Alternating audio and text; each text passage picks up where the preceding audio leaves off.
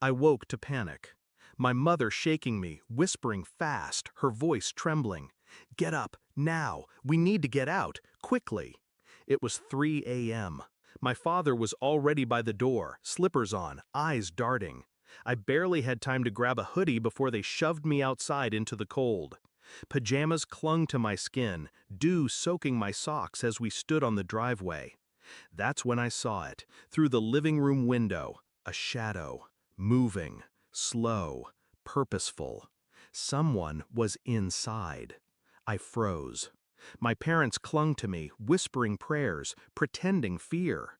But my heart told me something different, because the figure inside wasn't breaking in.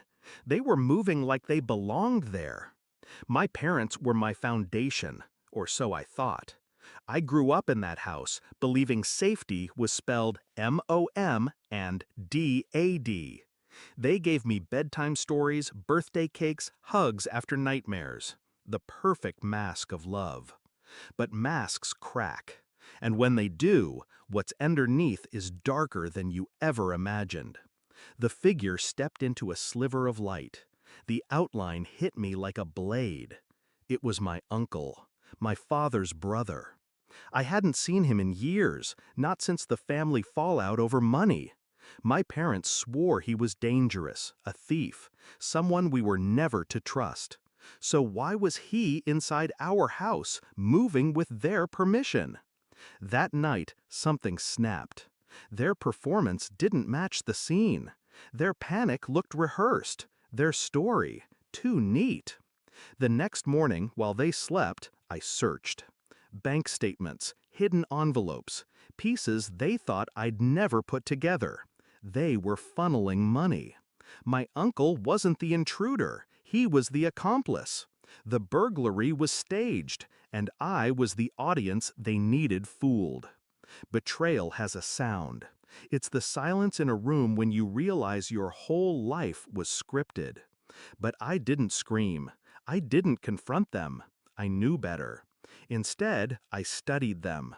For weeks. Every late-night call, every envelope passed under the table, every lie disguised as parental concern. I saw the truth. They weren't protecting me, they were using me. Insurance fraud, fake break-ins, hidden cash, and me, the naive child, was their perfect alibi. Not anymore. I waited, quiet, calculated. They trusted my silence, believed my compliance. That was their mistake. Step 1. Gather evidence. Photos of cash handoffs, screenshots of bank transfers, a recording of my father whispering, "Make it look real this time." Step 2. Timing. It had to be perfect. Not just exposure, humiliation. I chose Christmas Eve, the night they hosted family, the night they wore halos of respectability, the night they'd fall. Dinner buzzed with laughter, my parents glowing, my uncle smirking in the corner. To everyone else, they looked like the picture of family unity. But I had everything ready. Halfway through dessert, I excused myself, went to the living room, connected my phone to the Bluetooth speaker hidden behind the tree, then pressed play.